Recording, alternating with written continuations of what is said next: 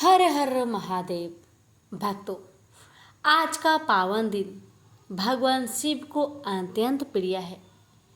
आज सोमवार है, प्रदोष व्रत भी है और मासिक शिवरात्रि का महा संयोग बना है। जो भी भक्त श्रद्धा और भक्ति से इन व्रतों को करते हैं, उनकी सभी मनोकामनाएं पूर्ण होती है और महादेव की असीम कृपा प्राप्त होती है। तो आज की इस वीडियो में आप सभी श्रवण करेंगे मासिक शिवरात्रि की व्रत कथा, सोम प्रदोष व्रत कथा और सोमवार की व्रत कथा। जो भी भक्त श्रद्धा पूर्वक पूरा सुनता है, उसकी हर मनोकामना पूर्ण होती है। तो आइए सुनते हैं मासिक शिवरात्रि की व्रत कथा। प्रेम से बोलिए जय भोलेनाथ। पौराणिक कथा के अनुसार एक समय एक ब्राह्मण नाम का श्रद्धालु अपने गांव में रहता था। उसकी पत्नी बहुत धार्मिक थी और हर मास की कृष्णा पक्ष की चतुर्दशी तिथि को मासिक शिवरात्रि व्रत करती थी। अपनी पत्नी की आदतों को देखकर ब्राह्मण यह व्रत करने लगा। एक बार मासिक शिवरात्रि के दिन ब्राह्मण और उसकी पत्नी ने भगवान शिव की पूजा संगीत सहित की और उनके चरणों में अपनी भक्ति प्रकट की। उन दोनों ने पूरे श्रद्धा भाव से व्रत किया और भगवान शिव से आशीर्वाद मांगा कि वे सदैव उन पर अपनी कृपा बनाए रखे। व्रत रखने के बाद ब्राह्मण और उसकी पत्नी ने गांव के पार्थिकों को बुलाया और उन्हें अपनी क्षमता के अनुसार दक्षिणा दी।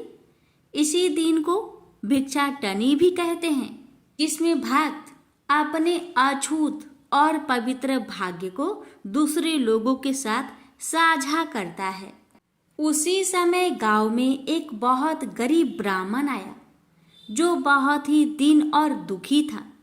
ब्राह्मण और उसकी पत्नी ने उसे भोजन करने के लिए बुलाया और उसे भगवान शिव की कृपा से पूर्ण हुआ भोजन खाने को दिया।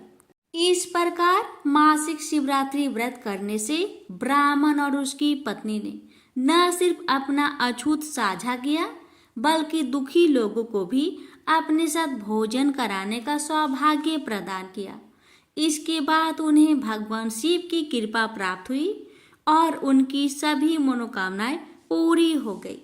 प्रेम से बोलिए हर हर महादेव। एक बार पार्वती ने भगवान शिव शंकर से पूछा, ऐसा कौन सा श्रेष्ठ तथा सरल व्रत पूजन है जिससे मृत्यु लोक के प्राणी आपकी कृपा सहज ही प्राप्त कर लेते हैं। उत्तर में शिव जी ने पार्वती को शिवरात्रि के व्रत के विधान बताकर यह कथा सुनाई। एक गांव में एक शिकारी रहता था। पशुओं की हत्या करके वह अपने कुटुंब को पालता था। वह एक साहूकार का ऋणी था, लेकिन उसका ऋण समय पर न चुका सका। क्रोधवश साहूकार ने शिकारी को शिव मठ में बंदी बना लिया। संयोग से उस दिन शिवरात्रि थी। शिकारी ध्यान मग्न होकर शिव संबंधी धार्मिक बातें सुनता रहा। चतुर्दशी को उसने शिवरात्रि की कथा भी सुनी। संध्या होते ही साहूकार ने उसे अपने पास बुलाया और ऋण चुकाने के विषय में बात की। शिकारी अगले दिन सारा ऋण लौटा देने का वचन देकर बंधन से छूट गया। अपनी दिनचर्या के भांति वह जंगल में शिकार के लिए निकला, लेकिन दिन भर बंदी गृह में रहने के कारण भूख प्यास से व्याकुल था। शिकार करने के लिए वह एक तालाब के किनारे बेल वृक्ष पर पड़ाव बनाने लगा। बेल वृक्ष के नीचे शिवलिंग था, जो बेल पत्रों से ढका हुआ था। शिकारी को उसका पता न चला। पड़ाव बनाते समय उसने जो टहनियां तोड़ी, वो संयोग से शिवलिंग पर जा गिरी। इस प्रकार दिन भर भूखे प्यासे शिकारी का व्रत भी हो गया और शिवलिंग पर बेलपत्र भी चढ़ गए। एक पहर रात्रि बीत जाने पर एक गर्भिणी मृग तालाब पर पानी पीने पहुंची। शिकारी ने धनुष पर तीर चढ़ाकर जयो ही प्रयंचा खींची। मृगी बोली, मैं गर्भिणी हूँ, शीघ्र ही प्रसव करूंगी। तुम एक साथ 2 जीवों की हत्या करोगे, जो ठीक नहीं है। मैं अपने बच्चों को जन्म देकर शीघ्र ही तुम्हारे सामने प्रस्तुत हो जाऊंगी, तब तुम मुझे मार लेना। शिकारी ने प्रयंचा ढीली कर दी और मृगी झाड़ियों में लुप्त हो गई। कुछ ही देर बाद एक और मृगी उधर से निकली। शिकारी की प्रसन्नता का ठिकाना न रहा। समीप आने पर उसने धनुष पर बाण चढ़ाया। तब उसे देख मृगी ने विनम्रता पूर्वक निवेदन किया, हे पारधी, मैं थोड़ी देर पहले ही ऋतु से निवृत्त हुई हूँ, कामातुर वीरहीनी हूँ, अपने प्रिय की खोज में भटक रही हूँ। मैं अपने पति से मिलकर शीघ्र ही तुम्हारे पास आ जाऊंगी। शिकारी ने उसे भी जाने दिया।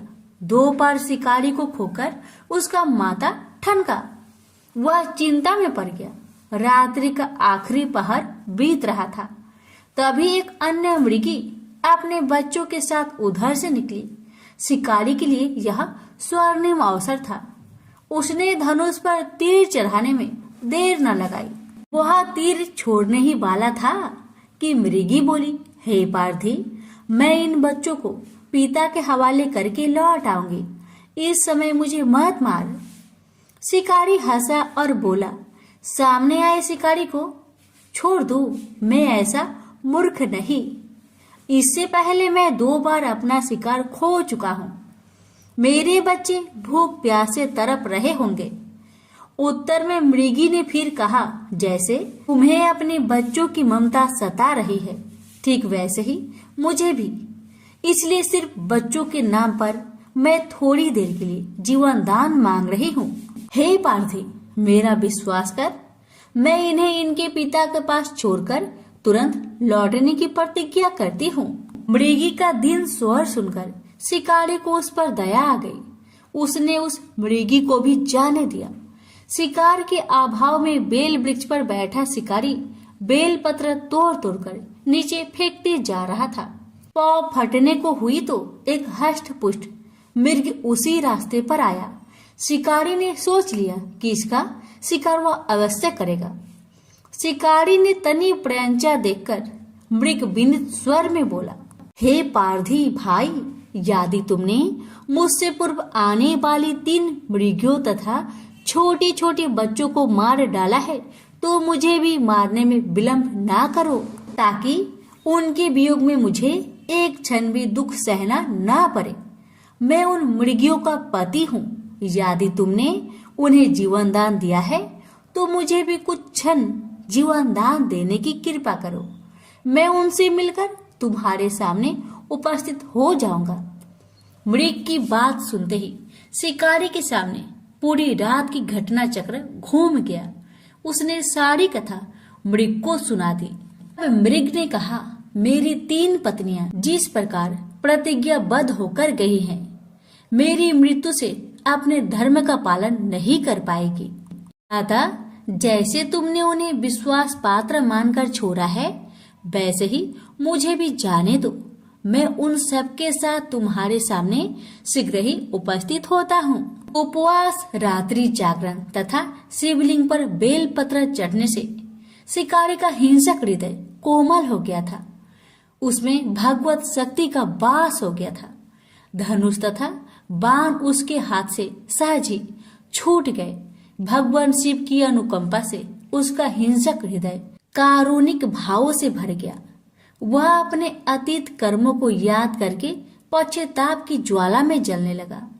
थोड़ी ही देर बाद मृग परिवार शिकारी के समक्ष उपस्थित हो गया ताकि वह उनका शिकार कर सके। किंतु जंगली पशुओं की ऐसी सत्यता, स्वाभाविकता एवं सामूहिक प्रेम भावना देखकर शिकारी को बड़ी गलानी हुई। उसके नेत्र से आंसुओं की झड़ी लग गई। उस मृग परिवार को न मारकर शिकारी ने अपने कठोर हृदय को जीव हिंसा से हटा सदा के लिए कोमल एवं दयालु बना लिया। देवलोक में समस्त देव समाज भी इस घटना को देख रहा था। घटना का परिणति होते ही देवी देवताओं ने पुष्प वर्षा की। तब शिकारी तथा मृग परिवार मोक्ष को प्राप्त हुआ। तो प्रेम से बोलिए हर हर महादेव, माता पार्वती की जय। सोमवार प्रदोष व्रत कथा। जो प्रदोष व्रत सोमवार के दिन पड़ता है वह प्रदोष सोम प्रदोष व्रत कहलाता है। सोमवार को भगवान शिव का दिन माना जाता है, अतः इस दिन प्रदोष व्रत होने से उसकी महत्ता और भी अधिक बढ़ जाती है। कथा। एक नगर में एक ब्राह्मणी रहती थी। उसके पति का स्वर्गवास हो गया था, इसलिए प्रातः होते ही वह अपने पुत्र के साथ भीख मांगने निकल पड़ती थी। भिक्षाटन से ही वह स्वयं व पुत्र का पेट पालती थी। एक दिन ब्राह्मणी घर लौट रही थी तो उसे एक लड़का घायल अवस्था में कहराता हुआ मिला। ब्राह्मणी दयावश उसे अपने घर ले आई। वह लड़का विदर्भ का राजकुमार था। शत्रु सैनिकों ने उसके राज्य पर आक्रमण कर उसके पिता को बंदी बना लिया था और राज्य पर नियंत्रण कर लिया था, इसलिए वह मारा मारा फिर रहा था। राजकुमार ब्राह्मण पुत्र के साथ ब्राह्मण के घर रहने लगा। एक दिन अंशुमति नामक एक गंधर्व कन्या ने राजकुमार को देखा और उस पर मोहित हो गए। अगले दिन अंशुमति अपने माता पिता को राजकुमार से मिलाने लाई। उन्हें भी राजकुमार भाग गया।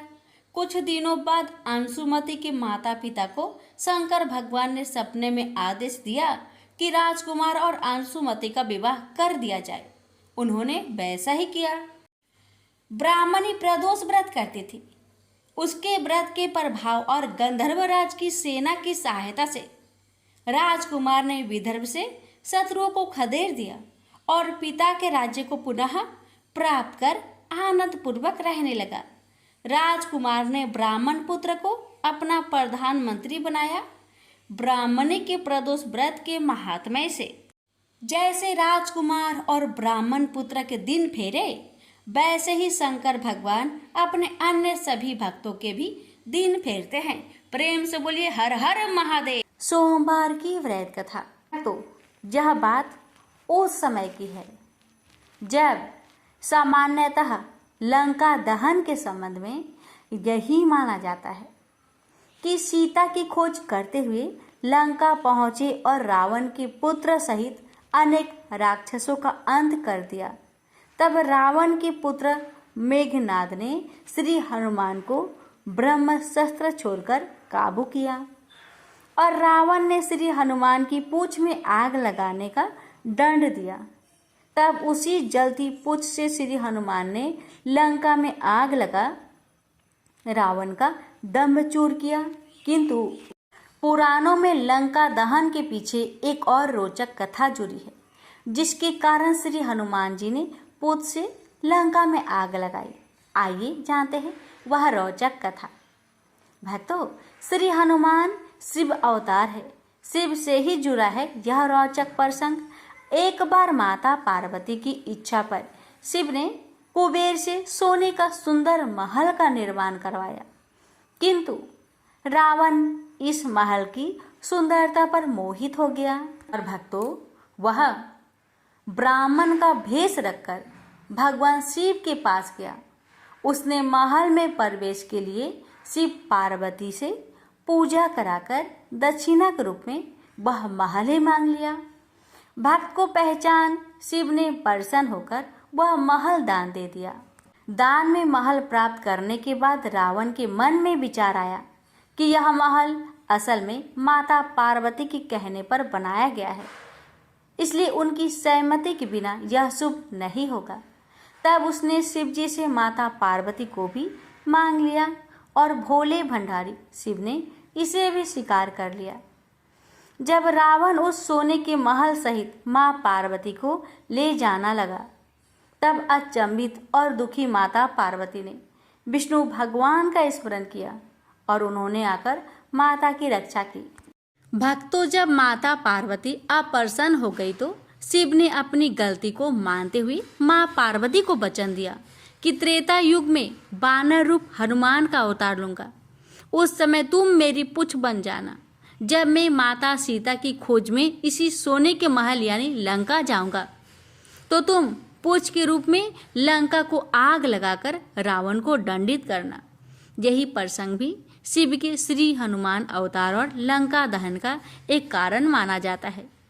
प्रेम से बोलिए जय भोलेनाथ। प्रेम से बोलिए उमापति शंकर भगवान की जय। कथा इस प्रकार है। भील का नाम चंड था। सिंह केतु के सानिध्य और उनके राज्य में रहने से वह भी धार्मिक प्रवृत्ति का हो गया था। चबूतरे पर स्थापित शिवलिंग, जो कि अपनी जल हरी से लगभग अलग ही हो गया था, वह उसे उखाड़ लाया। चंद ने राजा से कहा, महाराज, यह निर्जन में पड़ा था, आप आज्ञा दे तो इसे मैं रख लूं, पर कृपया कर पूजन विधि भी बता दीजिएगा ताकि मैं रोज इनकी पूजा कर पुण्य कमा सकूं। राजा ने कहा कि चंड भील, इसे रोज नहलाकर इसकी फूल बेल पत्तियों से सजाना, अक्षत फल मीठा चढ़ाना, जय भोले शंकर बोलकर पूजा करना और उसके बाद इसे धूप दीप दिखाना। राजा ने कुछ मजाक में कहा कि इस शिवलिंग को चिता भस्म जरूर चढ़ाना और वो भस्म ताजी चिता का राखी होना चाहिए। फिर भोग लगाकर बाजा बजाकर खूब नाच गान किया करना। शिकार से राजा तो लौट गया, पर भील तो उसी जंगल में रहता था। उसने अपने घर जाकर अपनी बुद्धि के मुताबिक एक साफ सुथरे स्थान पर शिवलिंग की स्थापना की और रोज ही पूजा करने का अटूट नियम बना लिया। कुछ दिन और बीते तो भीलनी पूजा में पर्याप्त रुचि लेने लगी। एक दिन भील पूजा पर बैठा तो देखा कि सारी पूजन सामग्री तो मौजूद है, पर लगता है वह चिता भस्म लाना तो भूल ही गया। वह भागता हुआ जंगल के बाहर स्थित शमशान में गया। आश्चर्य की बात कि आज तो कोई चिता जल ही नहीं रही थी। पिछली रात जली थी। चिता का भी कोई नामो निशान न था, जबकि उसे लगता था कि रात को मैं यहाँ से भस्म ले गया हूँ। भील भागता हुआ उल्टे पांव घर पहुंचा। भस्म की डिबिया उल्टाई पलटाई, पर चिता भस्म तनिक भी न थी। चिंता और निराश में उसने अपनी भिलनी को पुकारा, जिसने सारी तैयारी की थी। पत्नी ने कहा, आज बिना भस्म की ही पूजा कर ले, शेष तो सब तैयार है। पर भील ने कहा, नहीं, राजा ने कहा था कि चिता भस्म बहुत जरूरी है, वह मिली नहीं, क्या करूं? भील चिंतित हो बैठ गया। भील ने भिलनी से कहा, प्रिय, यदि मैं आज पूजा ना कर पाया तो मैं जिंदा ना रहूंगा। मेरा मन बहुत दुखी है और चिंतित है। भिलनी ने भील को इस तरह चिंतित देख एक उपाय सुझा। भील ना माना। बहुत विवाद हुआ। भिलनी ने कहा, मैं अपने पति देव और देवों के देव महादेव की काम आने के इस अवसर को न छोड़ूंगी। भिलनी की जिद पर भील मान गया। भिलनी ने स्नान किया, घर में आग लगाई, घर की 3 बार परिक्रमा की, भगवान का ध्यान किया और भोलेनाथ का नाम लेकर जलते हुए घर में घुस गई। ज्यादा समय न बीता कि शिव भक्ति में लीन वह भिलनी जलकर भस्म हो गई। भील ने भस्म उठाया, भली भांति भगवान भूतनाथ का पूजन किया। शिव भक्ति में घर सहित घरवाली खो देने का कोई दुख तो भील के मन में था नहीं। सो पूजा के बाद बड़े उत्साह से अपनी भिलनी को प्रसाद लेने के लिए आवाज दी, लेकिन अचानक पूजा के बाद बड़े उत्साह से उसने भिलनी को प्रसाद लेने के लिए आवाज दिया। क्षण के भीतर ही उसकी पत्नी समीप बने घर से आती दिखाई दी। जब वह उसके पास आई तो तभी भील को ख्याल आया कि मेरा घर और मेरी पत्नी जलकर भस्म हो गई थी। तो उसने पूछा, यह कैसे हुआ? तुम कैसे जीवित बची? तुम कैसे आई? यह घर कैसे वापस बन गया? भिलनी ने सारी कथा कह सुनाई। जब धधकती आग में घुसी तो लगा कि जल में घुसती जा रही हूँ और मुझे नींद आ रही है। जागने पर देखा कि मैं घर में ही हूँ और आप प्रसाद के लिए आवाज लगा रहे थे। प्रेम से बोलिए उमापति शंकर भगवान की जय। समय पार्वती ने पूछा, हे महादेव जी, किस ज्ञान के बल से आपको संसार के सब लोग शिव कहकर पूजते हैं? मृग छाला ओढ़े, सब अंगों में शमशान की विभूति लगाए, गले में सर्प और नर मुंडों की माला पहने हुए हो, इसमें तो कोई भी पवित्र नहीं है। फिर आप किस ध्यान से पवित्र माने जाते हैं? ये आप कृपा करके कहिए। श्री महादेव जी बोले, हे प्रिय, सुनो, गीता ज्ञान को हृदय में धारण करने से मैं पवित्र माना जाता हूँ और इस ज्ञान से मुझे बाहर के कर्म नहीं व्यापते। तब पार्वती जी ने कहा, हे भगवान, जिस गीता ज्ञान की आप ऐसी स्तुति करते हैं उसके श्रवण करने से कोई कीर्तार्थ भी हुआ है? तब महादेव जी ने कहा, इस ज्ञान को सुनकर बहुत से जीव कीर्तार्थ हुए हैं और आगे भी होंगे। मैं तुमसे एक पुरातन कथा कहता हूँ, तुम श्रवण करो। एक समय पाताल लोक में शेषनाग की सैया पर श्री नारायण जी नेत्र मूंद कर आनंद में मग्न थे। उस समय भगवान के चरण दबाती हुई श्री लक्ष्मी जी ने पूछा, हे प्रभु, निंद्रा और आलस्य उन पुरुषों को व्यापता है जो जीवन में तामसी है, और फिर आप तो तीनों गुणों से अतीत हो, श्री नारायण प्रभु वासुदेव हो। यह मुझको बड़ा आश्चर्य है। श्री नारायण जी बोले, हे लक्ष्मी, मुझको निंद्रा आलस्य नहीं व्यापता। एक शब्द रूप जो भगवत गीता है, जिसमें जो ज्ञान है, उसके आनंद में मग्न रहता हूँ। जैसे यह गीता शब्द रूप अवतार है। इस गीता में यह अंग है, प्रथम 5 अध्याय मेरा मुख है, द्वितीय 5 अध्याय मेरा भुजा है, 11वां अध्याय मेरा हृदय है और मन है, 16वां अध्याय मेरा उदर है, 17वां अध्याय मेरी जंघा है, 18वां अध्याय मेरे चरण है।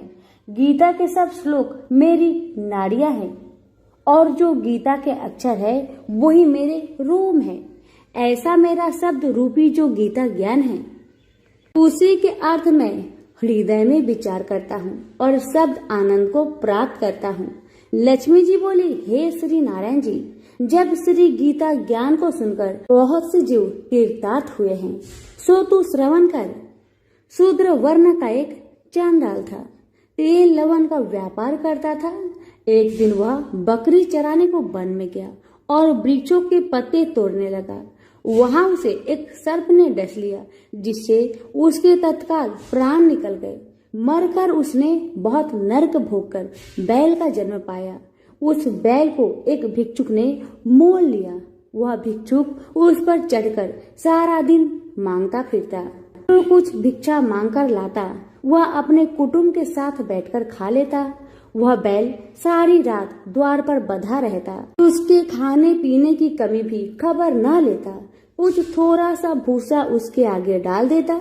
जब दिन चढ़े तो फिर बैल पर चढ़कर भीख मांगने निकल पड़ता।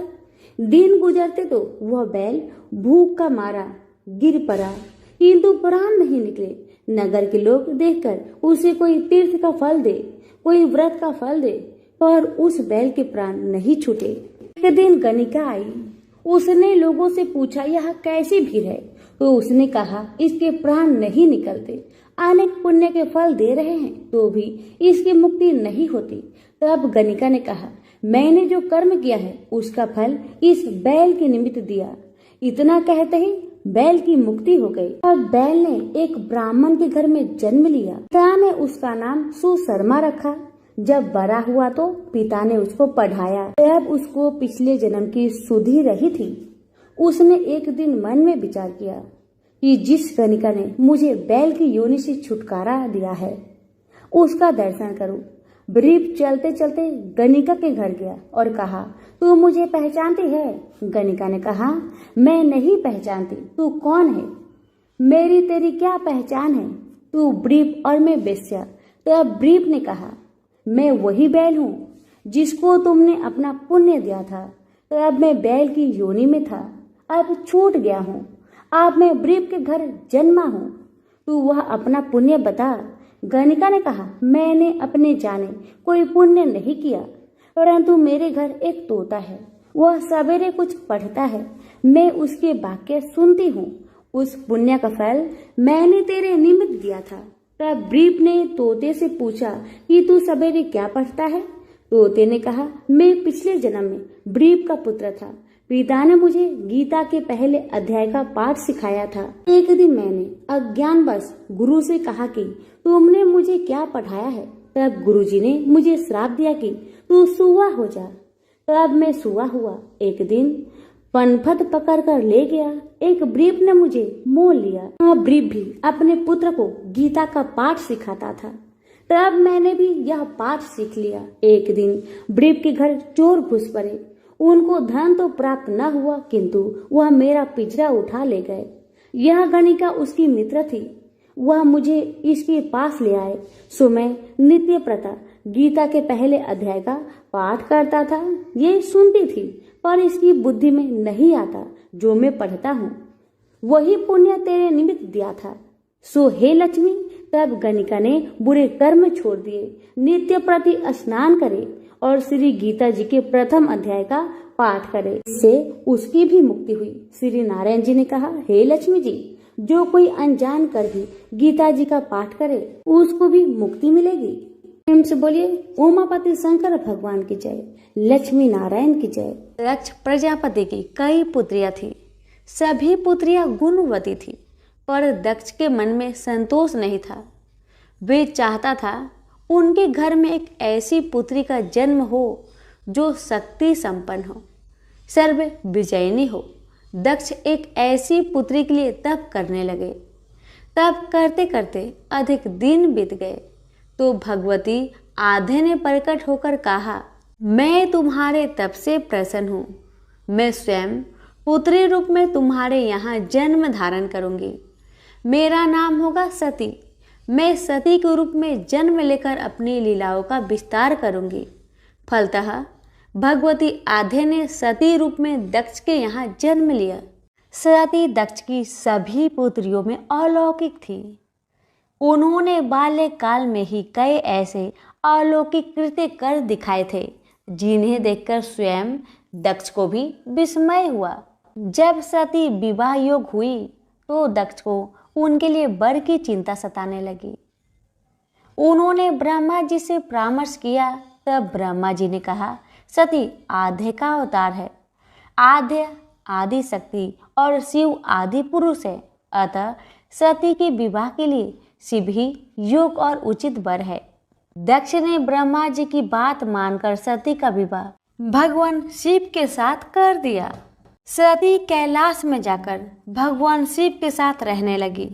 यद्यपि भगवान शिव के दक्ष के जमाता थे, किंतु एक ऐसी घटना घटी जिसके कारण दक्ष के हृदय में भगवान शिव के प्रति बैर और विरोध पैदा हो गया। घटना इस प्रकार थी। एक बार ब्रह्मा ने धर्म के निरूपण के लिए एक सभा का आयोजन किया था। सभी बड़े बड़े देवता सभा में एकत्र थे। भगवान शिव भी एक और बैठे थे। सभा मंडल में दक्ष का आगमन हुआ। दक्ष के आगमन पर सभी देवता उठकर खड़े हो गए, पर भगवान शिव खड़े नहीं हुए। उन्होंने दक्ष को प्रणाम भी नहीं किया। फलतः दक्ष ने अपमान का अनुभव किया। केवल यही नहीं, उनके हृदय में भगवान शिव के प्रति ईर्ष्या की आग जल उठी। वे उनसे बदला लेने के लिए समय और अवसर की प्रतीक्षा करने लगे। भगवान शिव को किसी के मान और किसी के अपमान से क्या मतलब? वे तो समदर्शी है। उन्हें तो चारों ओर अमृत दिखाई पड़ता है। जहाँ अमृत होता है वहाँ कोडुवाहत और कलेशपन का क्या काम? भगवान शिव कैलाश में दिन रात राम राम कहा करते थे। सती के मन में जिज्ञासा उत्पन्न हो उठी। उन्होंने अवसर पाकर भगवान शिव से प्रश्न किया, आप राम राम क्यों कहते हैं? राम कौन है? भगवान शिव ने उत्तर दिया, राम आदि पुरुष है, स्वयंभू है, मेरे आराध्य है, सगुण भी है, निर्गुण भी है। किंतु सती के कंठ के नीचे बात उतरी नहीं। वे सोचने लगी, अयोध्या के निप्रति दशरथ के पुत्र राम आदि पुरुष के अवतार कैसे हो सकते हैं? वो तो आजकल अपनी पत्नी सीता के वियोग में जन्मतों की भांति विचरण कर रहे हैं। वृक्ष और लताओं को उनका पता पूछते फिर रहे हैं। यदि वे आदि पुरुष के अवतार होते तो क्या इस प्रकार आचरण करते? सती के मन में राम की परीक्षा लेने का विचार उत्पन्न हुआ। सती सीता का रूप धारण करके दंडक वन में जा पहुंची और राम के सामने प्रकट हुई। भगवान राम ने सती को सीता के रूप में देखकर कहा, माता आप एकाकी यहाँ वन में कहाँ घूम रही है? बाबा विश्वनाथ कहाँ हैं? राम का प्रश्न सुनकर सती को कुछ उत्तर देते न बना। वे अदृश्य हो गई और मन ही मन पश्चाताप करने लगी कि उन्होंने व्यर्थ ही राम पर संदेह किया। राम सचमुच आदि पुरुष के अवतार है। सती जब लौटकर कैलाश पर गई तो भगवान शिव ने उन्हें आते देखकर कहा, सती, तुमने सीता के रूप में राम की परीक्षा लेकर अच्छा नहीं किया। सीता मेरी आराध्या है। अब तुम मेरी अर्धांगिनी कैसे रह सकती हो? इस जन्म में हम और तुम पति और पत्नी के रूप में नहीं मिल सकते। शिव जी का कथन सुनकर सती अत्यधिक दुखी हुई, पर अब क्या हो सकता था? शिव जी के मुख से निकली हुई बात असत्य कैसे हो सकती थी? शिव जी समाधित हो गए। सती दुख और पश्चाताप की लहरों में डूब उतरने लगी। उन्हीं दिनों सती के पिता कनखल में बहुत बड़ा यज्ञ कर रहे थे। उन्होंने यज्ञ में सभी देवताओं और मुनियों को आमंत्रित किया था, किंतु शिव जी को आमंत्रित नहीं किया था, क्योंकि उनके मन में शिव जी के प्रति ईर्ष्या थी। सती को जब यह ज्ञात हुआ कि उसके पिता ने बहुत बड़े यज्ञ की रचना की है, तो उनका मन यज्ञ के समारोह में सम्मिलित होने के लिए बेचैन हो उठा। शिव जी समाधित थे। आता वे शिव जी से अनुमति लिए बिना ही वीरभद्र के साथ अपने पिता के घर चली गई। कहीं कहीं सती के पिता गृह जाने की घटना का वर्णन एक दूसरे रूप में इस प्रकार मिलता है। एक बार सती और शिव कैलाश पर्वत पर बैठे हुए परस्पर वार्तालाप कर रहे थे। उसी समय आकाश मार्ग से कई विमान कनखल की ओर जाते हुए दिखाई पड़े। सती ने उन विमानों को देखकर भगवान शिव से पूछा, प्रभु, ये सभी विमान किसके हैं और कहाँ जा रहे हैं? भगवान शंकर ने उत्तर दिया, आपके पिता ने यज्ञ की रचना की है। देवता और देवगणाएं इन विमानों में बैठकर उसी यज्ञ में सम्मिलित होने के लिए जा रहे हैं। सती ने दूसरा प्रश्न किया, क्या मेरे पिता ने आपको यज्ञ में सम्मिलित होने के लिए नहीं बुलाया? भगवान शंकर ने उत्तर दिया, आपके पिता मुझसे बैर रखते हैं, फिर भी मुझे क्यों बुलाने लगे? सती मन ही मन सोचने लगी, फिर बोली, यज्ञ के अवसर पर अवश्य मेरी बहनें आएंगी। उनसे मिले हुए बहुत दिन हो गए हैं। यदि आपकी अनुमति हो तो मैं भी अपने पिता के घर जाना चाहती हूँ। यज्ञ में सम्मिलित हो लूंगी और बहनों से भी मिलने का सुअवसर मिलेगा। भगवान शिव ने उत्तर दिया, इस समय वहाँ जाना उचित नहीं होगा। आपके पिता मुझसे जलते हैं, हो सकता है वो आपका भी अपमान करे। बिना बुलाए किसी के घर जाना उचित नहीं होता। भगवान शिव ने उत्तर दिया, हाँ, विवाहिता लड़की को बिना बुलाए पिता के घर नहीं जाना चाहिए, क्योंकि विवाह हो जाने पर लड़की अपने पति की हो जाती है। पिता के घर से उसका संबंध टूट जाता है। किंतु सती पिहर जाने के लिए हठ करती रही, अपनी बात बार बार दोहराती रही। उनकी इच्छा देखकर भगवान शिव ने पिहर जाने की अनुमति दे दी। उनके साथ अपना एक गण भी कर दिया। उस गण का नाम वीरभद्र था। सती वीरभद्र के साथ अपने पिता के घर गई, किंतु उनसे किसी ने प्रेम पूर्वक वार्तालाप नहीं किया। दक्ष ने उन्हें देखकर कहा, तुम क्या यहाँ मेरा अपमान कराने आई हो? अपनी बहनों को तो देखो, वे किस प्रकार भांति भांति के अलंकारों और सुंदर वस्त्रों से सुसज्जित है।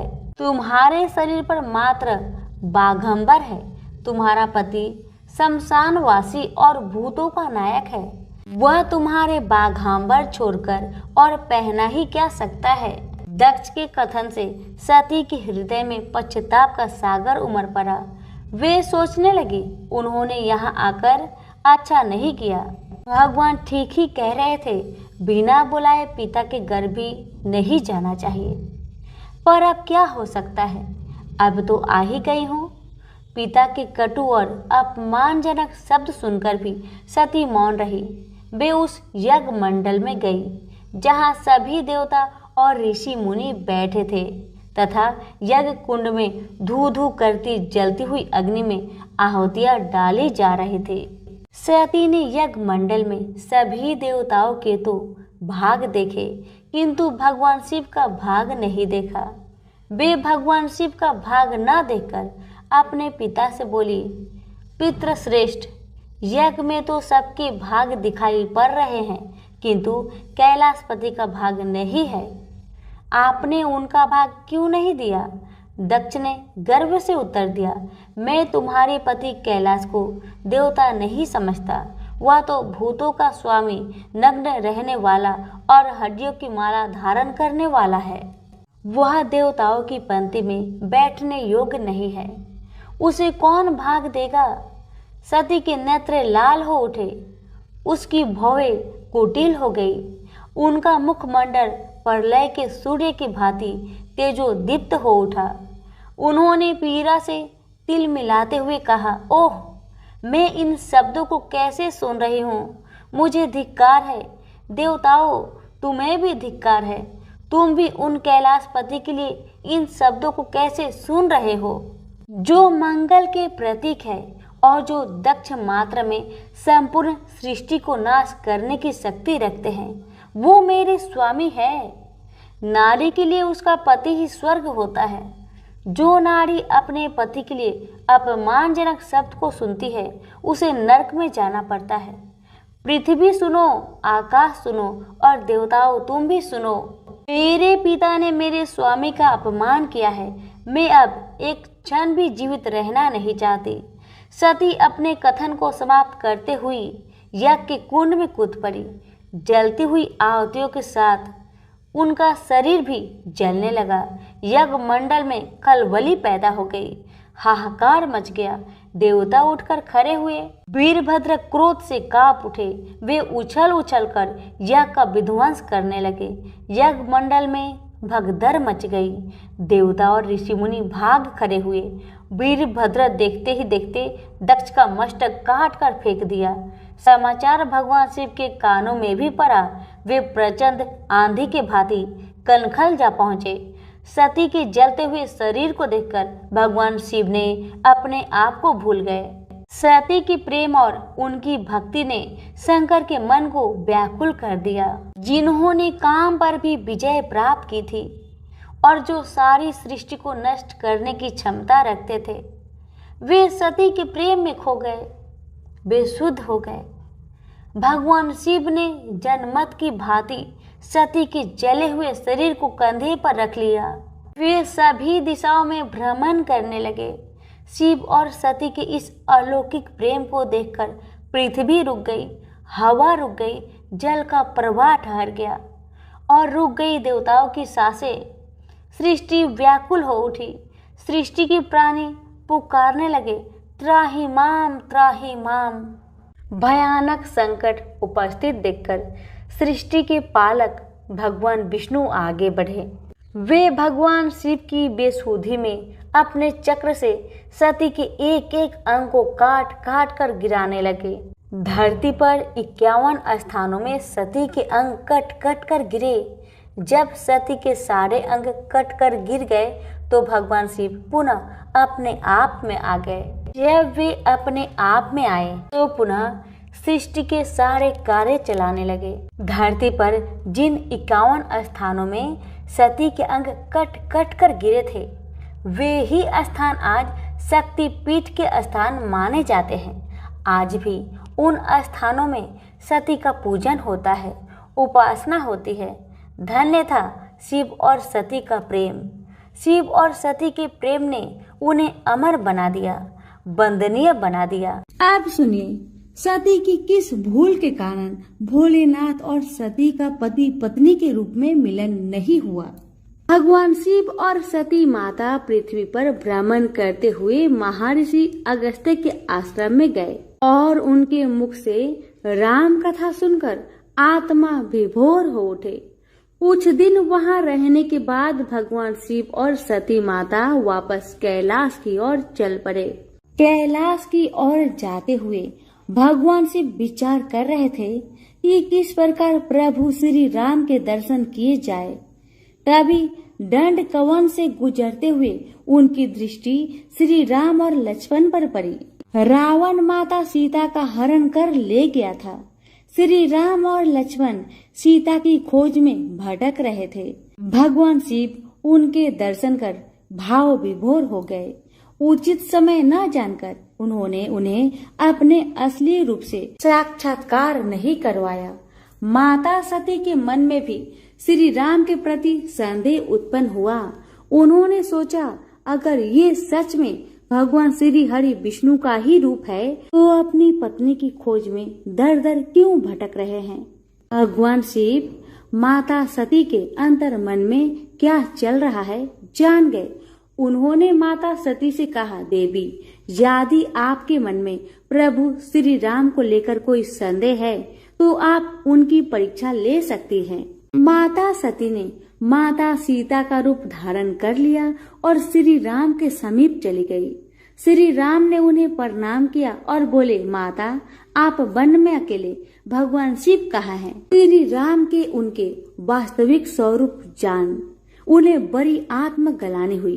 वे वापस भगवान शिव के पास चल पड़ी। वे जिधर भी रुख करती उधर ही उन्हें श्री राम, लक्ष्मण और सीता जी एक साथ खड़े हुए दिखाई देते और भगवान शिव जगत पिता ब्रह्मा, इंद्र, सप्त ऋषियों आदि को श्री राम की चरण वंदना करते देखती। श्री राम की रची माया को देखकर वे डर गई और सहम कर वहीं आंखें बंद करके बैठ गई। कुछ समय उपरांत उन्होंने डरते डरते आंखें खोली तो सारी माया का अंत हो चुका था। वह पुनः भगवान शिव के पास पहुंची तो उन्होंने पूछ लिया, ले आई श्री राम की परीक्षा? माता सती ने झूठ बोल दिया कि उन्होंने कोई परीक्षा नहीं लिया। भगवान शिव ने ध्यान लगाकर सारी बात जान ली। उन्होंने भगवान श्री राम की माया को प्रणाम किया, जिससे प्रेरित होकर सती के मुख से झूठ निकल गया था। सती ने सीता का ही वेश धारण किया। यह जानकर शिव जी के मन में विषाद उत्पन्न हो गया। उन्होंने सोचा कि यदि अब वे सती से प्रेम करते हैं तो यह धर्म विरुद्ध होगा, क्योंकि सीता जी को वो माता के समान मानते थे, परंतु वे सती से बहुत प्रेम करते थे, इसलिए उन्हें त्याग भी नहीं सकते थे। तब उन्होंने मन ही मन प्रतिज्ञा किया कि अब पति पत्नी के रूप में उनका और सती का मिलन नहीं हो सकता, परंतु इस बारे में उन्होंने सती से प्रत्यक्ष में कुछ भी नहीं कहा। तत्पश्चात वो कैलाश लौट आए। परीक्षा ली भी तो क्या हुआ, इसमें भगवान श्री राम जी का दर्शन ही तो किया था। हाँ, परंतु भगवान ने युग को यह संदेश देने के लिए ही तो फिर सती माता के जीवन की कथा में मोड़ दिया। भगवान भोलेनाथ एवं सती माता ने अपने जीवन पर इस कथा को घटाकर यही तो संदेश दिया है कि नारी का प्रथम धर्म है पतिव्रत धर्म का पालन करना, अपने पति देव की अधीनता एवं आज्ञा में रहना, अपने प्रथम वर्ष अपने सहज धर्म का पालन करना। इसे छोड़कर भगवान के भी दर्शन करने जाए तो वह भगवान को स्वीकार नहीं। सती माता ने वह शरीर त्यागा था फिर पार्वती बनकर अपने प्रियतम भगवान भूतनाथ की सेवा के अलावा कोई कामना नहीं रखी। राजमहलों के ऐश्वर्य को ठुकरा दिया तथा अभाव में रहकर सदैव के लिए पार्वती जी भगवान की अर्धांगिनी बनकर फिर युग युगांतर तक अपने सहज धर्म का पालन करती रही। भगवान भोलेनाथ जी के पास चाहे संसार के कृत्रिम सुख सुविधाओं ऐश्वर्य का अभाव है, परंतु उनके पास प्रकृति रूप परमेश्वरी पार्वती जी सदा सदा निवास करती है। अब क्योंकि भगवान के पास भाव है, ब्रह्म भाव है, सच्चा, अच्छा और युग के अनुरूप प्रथम धर्म सहज धर्म के पालन का सहज भाव है, तभी तो भगवान भोलेनाथ भक्तों पर बड़ी जल्दी प्रसन्न हो जाते हैं, क्योंकि भक्तों का कल्याण करना भगवान का सहज धर्म है। सभी प्रेम से बोलिए उमापति शंकर भगवान की जय। ऋषि विश्वामित्र ने इस प्रकार कथा सुनाना आरंभ किया। पर्वतराज हिमालय की अत्यंत रूपवती, लावण्यमयी एवं सर्वगुण संपन्न 2 कन्याएं थी। सुमेरु पर्वत की पुत्री मैना इन कन्याओं की माता थी। हिमालय की बड़ी पुत्री का नाम गंगा तथा छोटी पुत्री का नाम उमा था। गंगा अत्यंत प्रभावशाली और असाधारण देवी गुणों से संपन्न थी। वह किसी बंधन को स्वीकार न कर मनमाने मार्गों का अनुसरण करती थी। उसकी इस असाधारण प्रतिभा से प्रभावित होकर देवता लोग विश्व के कल्याण की दृष्टि से उसे हिमालय से मांग कर ले गए। पर्वत राज की दूसरी कन्या उमा बड़ी तपस्विनी थी। उसने कठोर एवं असाधारण तपस्या करके महादेव जी को वर के रूप में प्राप्त किया। विश्वामित्र के इतना कहने पर राम ने कहा, हे भगवान, जब गंगा को देवता लोग सूर्यलोक ले गए तो वह पृथ्वी पर कैसे अवतरित हुई और गंगा को त्रिपथा क्यों कहते हैं? इस पर ऋषि विश्वामित्र ने बताया, महादेव जी का विवाह तो उमा के साथ हो गया, किंतु 100 वर्ष तक भी उनके किसी संतान की प्राप्ति नहीं हुई। एक बार महादेव जी के मन में संतान उत्पन्न करने का विचार आया। जब उनके इस विचार की सूचना ब्रह्मा जी सहित देवताओं को मिली तो वे विचार करने लगे कि शिव जी की संतान की तेज को कौन संभाल सकेगा। उन्होंने अपनी इस शंका को भगवान शिव जी के सम्मुख प्रस्तुत किया। उनके कहने पर अग्नि ने यह भार ग्रहण किया और परिमाण स्वरूप अग्नि के समान महान तेजस्वी स्वामी कार्तिकेय का जन्म हुआ। देवताओं के इस षड्यंत्र से उमा के संतान होने में बाधा पड़ी तो उन्होंने क्रोध होकर देवताओं को श्राप दे दिया कि भविष्य में वे कभी पिता नहीं बन सकेंगे। इस बीच सूर्यलोक में विचरण करती हुई गंगा से उमा की भेंट हुई। गंगा ने उमा से कहा कि मुझे सूर्यलोक में विचरण करते हुए बहुत दिन हो गए हैं। मेरी इच्छा है कि मैं अपनी मातृभूमि पृथ्वी पर विचरण करूं। उमा ने गंगा आश्वासन दिया कि वो इसके लिए कोई प्रबंध करने का प्रयत्न करेगी। वत्सराम, तुम्हारी ही अयोध्यापुरी में सागर नाम के एक राजा थे। उनके कोई पुत्र नहीं था। सागर की पटरानी कौसनी विदर्भ प्रांत के राजा की पुत्री थी। कौसनी सुंदर, धर्मात्मा और सत्यपरायण थी। सागर की दूसरी रानी का नाम सुमति थी, जो राजा अरिष्टनेमि की कन्या थी। दोनों रानियों को लेकर महाराज सागर हिमालय के भृगुप्रस्वन नामक प्रांत में जाकर पुत्र प्राप्ति के लिए तपस्या करने लगे। उनकी तपस्या से प्रसन्न होकर महर्षि भृगु ने उन्हें वर दिया कि तुम्हें बहुत से पुत्रों की प्राप्ति होगी। दोनों रानियों में से एक का केवल एक ही पुत्र होगा, जो कि वंश को आगे बढ़ाएगा। दूसरी के 60,000 पुत्र होंगे। कौन सी रानी कितने पुत्र चाहती है, इसका निर्णय वे स्वयं आपस में मिलकर कर ले। केसनी ने वंश को बढ़ाने वाले एक पुत्र की कामना की और गरुड़ की बहन सुमति ने 60,000 बलवान पुत्रों की। उचित समय पर रानी कौसनी ने असमंजस नामक पुत्र को जन्म दिया। रानी सुमति के गर्भ से एक तुम्बा निकला, जिससे फोड़ने पर छोटे छोटे 60,000 पुत्र निकले। उन सब का पालन पोषण घी के घरों में रखकर किया गया। काल चक्र बीतता गया और सभी राजकुमार युवा हो गए। सागर का ज्येष्ठ पुत्र असमंजस बड़ा दुराचारी था। उसे नगर के बालकों को सरयू नदी में फेंककर उन्हें डूबते हुए देखने में बड़ा आनंद आता था। इस दुराचारी पुत्र से दुखी होकर सागर ने उसे अपने राज्य से निर्वासित कर दिया। असमंजस के अंशुमान नाम का एक पुत्र था। अंशुमान अत्यंत सदाचारी और पराक्रमी था। एक दिन राजा सागर के मन में अश्वमेध यज्ञ करवाने का विचार आया। शीघ्र ही उन्होंने अपने इस विचार को कार्य रूप में परिणित कर लिया। राम ने ऋषि विश्वामित्र से कहा, गुरुदेव, मेरी रुचि अपने पूर्वज सागर की यज्ञ गाथा को विस्तार पूर्वक सुनने में है, अतः कृपा करके इस वृत्तांत को पूरा सुनाइए।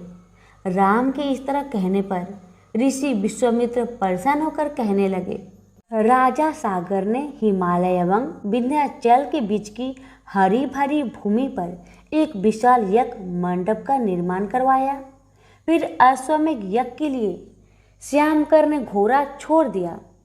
फिर उसकी रक्षा के लिए पराक्रमी अंशुमान को सेना के साथ उसके पीछे भेज दिया। यज्ञ की संभावित सफलता के परिणाम की आकांक्षा से भयभीत होकर इंद्र ने एक राक्षस का रूप धारण करके उसके उस घोड़े को चुरा लिया। घोड़े की चोरी की सूचना पाकर सागर ने अपने 60,000 पुत्रों को आदेश दिया कि घोड़ा चुराने वाले को पकड़कर या मारकर घोड़ा वापस लाओ। पूरी पृथ्वी में खोजने पर भी जब घोड़ा नहीं मिला तो इस आशंका से कि किसी ने घोड़े को तय खाने में न छुपा रखा हो, सागर के पुत्रों ने संपूर्ण पृथ्वी को खोदना आरंभ कर दिया। उनके इस कार्य से असंख्य भूमितल निवासी प्राणी मारे गए। खोदते खोदते वे पाताल तक जा पहुंचे। उनके इस नृशंस कृत्य की देवताओं ने ब्रह्मा जी से शिकायत की तो ब्रह्मा जी ने कहा कि ये राजकुमार क्रोध एवं मद में अंधे होकर ऐसा कर रहे हैं। पृथ्वी की रक्षा कर दायित्व कपिल पर है, इसलिए वे इस विषय में कुछ न कुछ अवश्य करेंगे। पूरी पृथ्वी को खोदने के बाद जब घोड़ा और उसको चुराने वाला चोर नहीं मिला तो निराश होकर राजकुमारों ने इसकी सूचना अपने पिता को दे दी। रुष्ट होकर सागर ने आदेश दिया कि घोड़े को पाताल में जाकर ढूंढो। पाताल में घोड़े को खोजते खोजते वे सनातन वासुदेव कपिल आश्रम में पहुंच गए। उन्होंने देखा कपिल देव आंखें बंद किए बैठे हैं और उन्हीं के पास यज्ञ का वह घोड़ा बंधा हुआ है। उन्होंने कपिल मुनि को घोड़े का चोर समझकर उनके लिए अनेक दुर्वचन कहे और उन्हें मारने के लिए दौड़े। सागर के इन कुकृत्यों से कपिल मुनि की समाधि भंग हो गई। उन्होंने क्रोध होकर सागर के उन सब पुत्रों को भस्म कर दिया।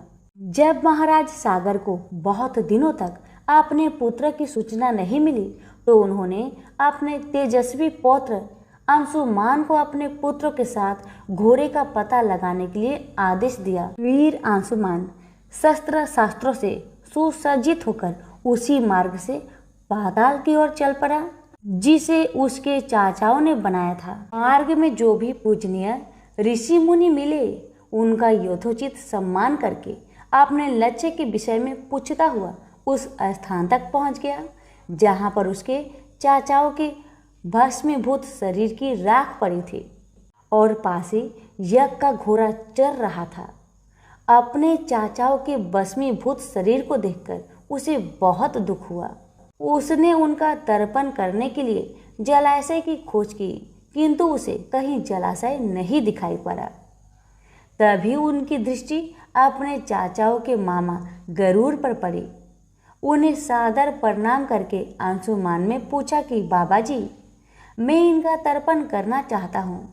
पास में यदि कोई सरोवर हो तो कृपा करके उसका पता बताइए।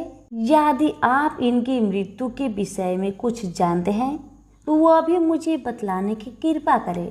गरुड़ जी ने बताया कि किस प्रकार उसके चाचाओं ने कपिल मुनि के साथ उद्दंड व्यवहार किया था, जिसके कारण कपिल मुनि ने उन सबको भस्म कर दिया। इसके पश्चात गरुड़ जी ने अंशुमान से कहा कि ये सब अलौकिक शक्ति वाले दिव्य पुरुष के द्वारा भस्म किए गए हैं, अतः लौकिक जल से तर्पण करने से इनका उद्धार नहीं होगा। केवल हिमालय की ज्येष्ठ पुत्री गंगा के जल से ही तर्पण करने पर इनका उद्धार संभव है। अब तुम घोड़े को लेकर वापस चले जाओ जिससे कि तुम्हारे पितामह का यज्ञ पूर्ण हो सके। गरुड़ जी की आज्ञा अनुसार अंशुमान वापस अयोध्या पहुंच गए और अपने पितामह को सारा वृत्तांत सुनाया। महाराज सागर ने दुखी मन से यज्ञ पूरा किया। वे अपने पुत्रों के उद्धार करने के लिए गंगा को पृथ्वी पर लाना चाहते थे, पर ऐसा करने के लिए उन्हें कोई युक्ति नहीं सूझी। थोड़ा रुककर ऋषि विश्वामित्र ने कहा, महाराज सागर के देहांत के पश्चात अंशुमान बड़ी न्याय प्रियता के साथ शासन करने लगे। अंशुमान के परम प्रतापी पुत्र दिलीप हुए। दिलीप के वयस्क हो जाने पर अंशुमान दिलीप को राज्य का भार सौंपकर हिमालय की कंदराओं में जाकर गंगा को प्रसन्न करने के लिए तपस्या करने लगे, किंतु उन्हें सफलता प्राप्त नहीं हो पाई और उनका स्वर्गवास हो गया। इधर जब राजा दिलीप का धर्मनिष्ठ पुत्र भगीरथ बड़ा हुआ तो उसे राज्य का भार सौंपकर दिलीप भी गंगा को पृथ्वी पर लाने के लिए तपस्या करने चले गए, पर उन्हें भी मनोवांछित फल नहीं मिला। भगीरथ बड़े प्रजावत्सल नरेश थे, किंतु उनकी कोई संतान नहीं हुई। इस पर वे अपने राज्य का भार मंत्रियों को सौंपकर स्वयं गंगा अवतरण के लिए गोकर्ण नामक तीर्थ में जाकर कठोर तपस्या करने लगे। उनकी अभूतपूर्व तपस्या से प्रसन्न होकर ब्रह्मा जी ने उन्हें वर मांगने के लिए कहा। भगीरथ ने ब्रह्मा जी से कहा कि हे प्रभु, यदि आप मुझ पर प्रसन्न हैं तो मुझे यह वर दीजिए कि सागर के पुत्र को मेरे प्रयत्नों से गंगा का जल प्राप्त हो जाए, जिससे उनका उद्धार हो सके। इसके अतिरिक्त मुझे संतान प्राप्ति का भी वर दीजिए, ताकि इक्ष्वाकु वंश नष्ट ना हो सके। ब्रह्मा जी ने कहा, संतान का तेरा मनोरथ शीघ्र ही पूर्ण होगा, किंतु तुम्हारे मांगे गए प्रथम वरदान को देने में कठिनाई यह है कि जब गंगा जी का वेग के साथ पृथ्वी पर अवतरित होगी तो उनके वेग को पृथ्वी संभाल नहीं सकेगी। गंगा जी के वेग को संभालने की क्षमता महादेव जी के अतिरिक्त किसी में भी नहीं है, इसलिए तुम्हें महादेव जी को प्रसन्न करना होगा। इतना कहकर ब्रह्मा जी अपने लोक को चले गए। भगीरथ ने साहस नहीं छोड़ा। वे 1 वर्ष तक पैर के अंगूठे के सहारे खड़े होकर महादेव जी की तपस्या करते रहे। केवल वायु के अतिरिक्त उन्होंने किसी अन्य वस्तु का भक्षण नहीं किया। अंत में इस महान भक्ति से प्रसन्न होकर महादेव जी ने भगीरथ को दर्शन देकर कहा कि हे भक्त, तेरी मनोकामना पूरी करने के लिए गंगा जी को अपने मस्तक पर धारण करेंगे। इसकी सूचना पाकर विवश होकर गंगा जी को सूर्यलोक का परित्याग करना पड़ा। उस समय वे सूर्यलोक से कहीं जाना नहीं चाहती थी, इसलिए वे यह विचार करके कि मैं अपने प्रचंड वेग से शिव जी को बहाकर पाताल लोक ले जाऊंगी, वे भयानक वेग से शिव जी के सिर पर अवतरित हुई। गंगा के इस वेगपूर्ण अवतरण से उनका अहंकार शिव जी से छुपा न रहा। महादेव जी ने गंगा की वेगवती धाराओं को अपने जटाजूट में उलझा लिया। गंगा जी ने अपने समस्त प्रयत्नों के बाद भी महादेव जी की जटाओं से बाहर न निकल सके। गंगा जी को इस प्रकार शिव जी की जटाओं में विलीन होते देख भगीरथ ने फिर शंकर जी की तपस्या की। भगीरथ के इस तपस्या से प्रसन्न होकर भगवान शंकर ने गंगा जी को हिमालय पर्वत पर स्थित बिंदुसर में छोड़ा। टूटते ही गंगा जी 7 धाराओं में बट गई। गंगा जी की 3 धाराएं हैद्रिनी, पावनी और नलिनी पूर्व की ओर प्रवाहित हुई।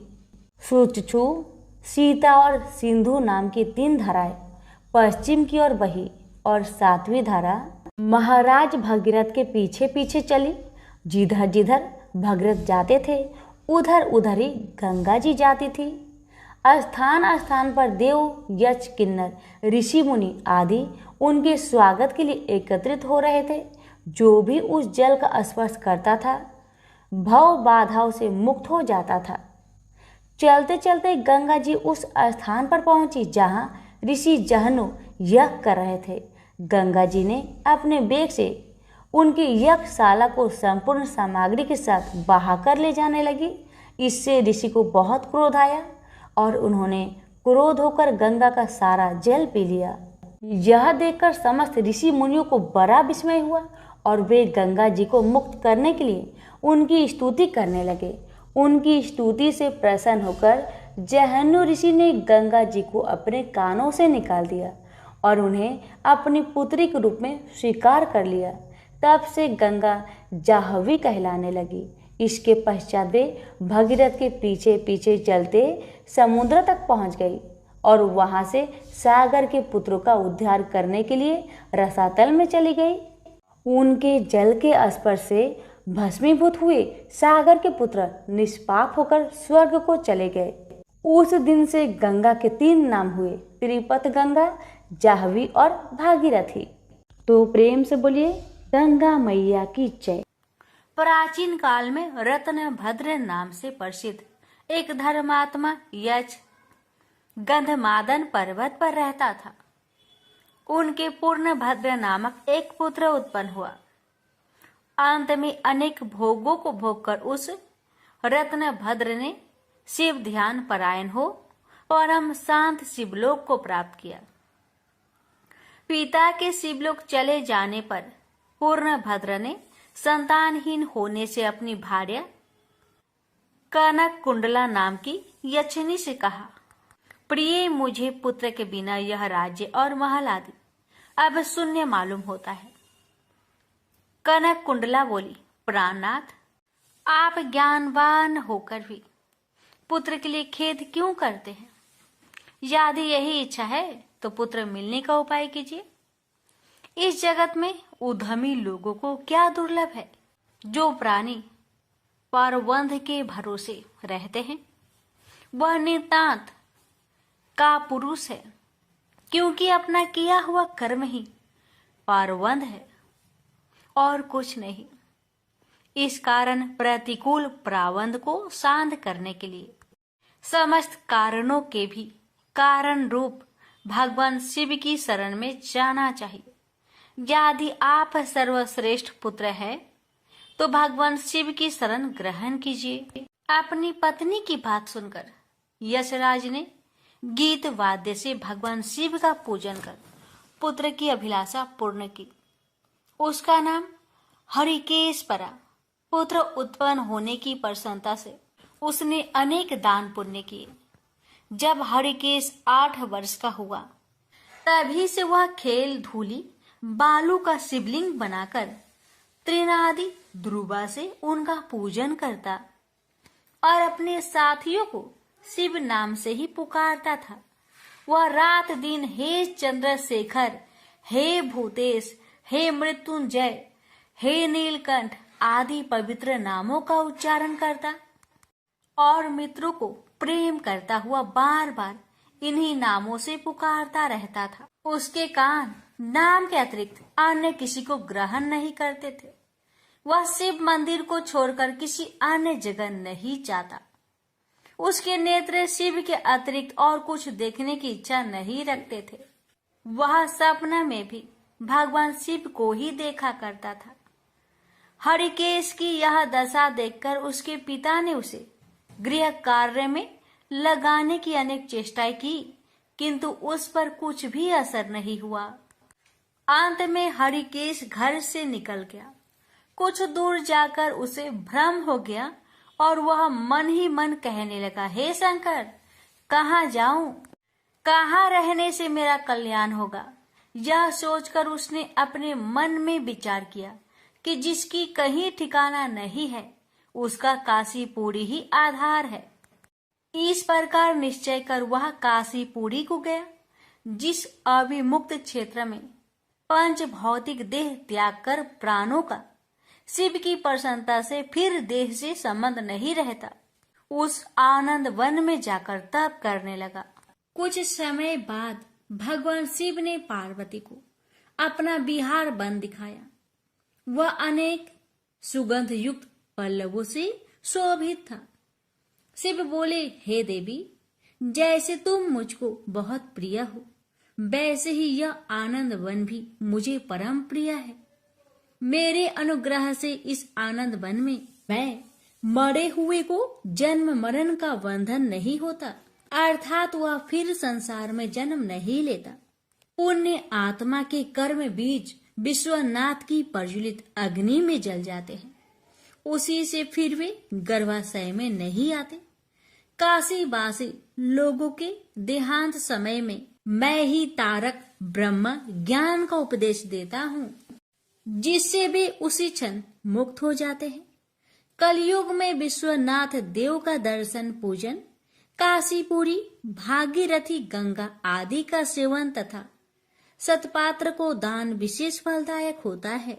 हे देवी, काशी वासी सदा मुझ में ही बसते हैं, इससे मैं उनको अंत में संसार सागर से पार कर देता हूँ, यह मेरी प्रतिज्ञा है। इस तरह वार्तालाप करते करते भगवान शिव उस स्थान पर गए जहाँ हरिकेश समाधि लगाए बैठा था। उसको देखकर पार्वती ने कहा, भगवान, यह आपका तपस्वी भक्त है, इस समाधिष्ठ भक्त को वर देकर इसका मनोरथ पूर्ण कीजिए। इसका चित्त केवल आप में ही है और इसका जीवन भी आपके ही अधीन है। पार्वती की बात सुनकर भगवान शिव उसके पास गए और उन्होंने समाधि में स्थित उस हरिकेश को हाथ से स्पर्श किया। दया सिंधु का स्पर्श पाकर उस यक्ष ने आंखें खोलकर अपने सम्मुख प्रत्यक्ष अपने अभीष्ट को देखा। गदगद स्वर में यक्ष ने कहा कि हे शंभो, हे पार्वती पते, हे शंकर, आपकी जय हो। आपके कर कमलों का स्पर्श पाकर मेरा यह शरीर अमृत रूप हो गया। इस प्रकार प्रिया वचन सुनकर भगवान शिव बोले, हे यक्ष, तुम इसी क्षण मेरे वर से मेरे क्षेत्र के दंड नायक हो जाओ। आज से तुम दुष्टों के दंडदायक और पुण्यवानों के सहायक बनो और डंडा पानी नाम से विख्यात होकर सब उद्भट गणों का नियंत्रण करो। मनुष्यों में सत्य, अर्थ नाम वाले संभ्रम और उद्भ्रम, ये दोनों गण सदा तुम्हारे साथ रहेंगे। तुम काशीवासी जनों के अन्नदाता, प्राणदाता, ज्ञानदाता हो और मेरे मुख से निकले तारक मंत्र के उपदेश से मोक्षदाता होकर नियमित रूप से काशी में निवास करो। भगवान शिव की कृपा से वही हरिकेश यक्ष काशी में दंड पानी के रूप में स्थित हो गया और भक्तों के कल्याण में लग गया। प्रेम से बोलिए हर हर महादेव।